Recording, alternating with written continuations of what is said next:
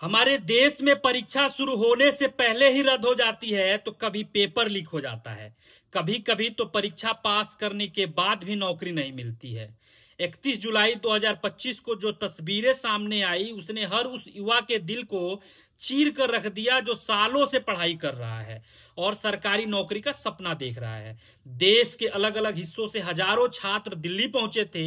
इन छात्रों को कोई क्रांति नहीं करना था, इनको भगत सिंह नहीं बनना था, इनको तो सरकार के पास अपनी छोटी सी बात पहुंचानी थी कि साहब हमें नौकरी चाहिए जिसकी तैयारी हम बरसों से कर रहे हैं। लेकिन मिला क्या? सड़कों पर लाठीचार्ज, धक्का मुक्की और सरकार की चुप्पी। कभी एसएससी का एग्जाम कैंसिल हो जाता है तो कभी रिजल्ट में गड़बड़ी हो जाती है, कभी कभी भर्ती पर ही रोक लग जाती है। युवाओं की जिंदगी एक इंतजार बनकर रह गई है, उन्हें ना नौकरी मिलती है ना जवाब। सच तो यह है कि कभी कभी तो हमारे देश में पढ़े लिखे बेरोजगार को पकौड़े तलने की सलाह तक दे दी जाती है। किसी ने अपना 20 साल पढ़ते हुए गुजारा है तो कोई 30 के पार हो गया, लेकिन सरकार ने जवाब देना जरूरी नहीं समझा।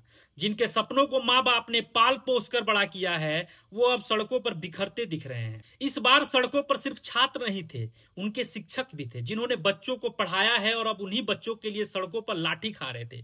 कहीं किसी का सर फूट गया तो कहीं किसी की हड्डी टूट गई। सच तो यह है कि ये चोटें इन स्टूडेंट और टीचर के शरीर पर नहीं लगी, ये उस व्यवस्था पर चोट है जो जवाबदेह बनने से डरती है। यह केवल प्रदर्शन नहीं था, यह चीख थी उस टूटते हुए विश्वास की जो एक छात्र हर सुबह किताबों में तलाशता है। आप क्या सोचते हैं? क्या युवाओं का दर्द किसी सरकारी विज्ञापन से कम हो जाएगा? कमेंट करके अपनी राय जरूर दीजिए। और अगर आप भी इस दर्द से गुजरे हैं तो इस आवाज को आगे बढ़ाइए, क्योंकि बदलाव तब आता है जब हम सब मिलकर आवाज उठाते हैं।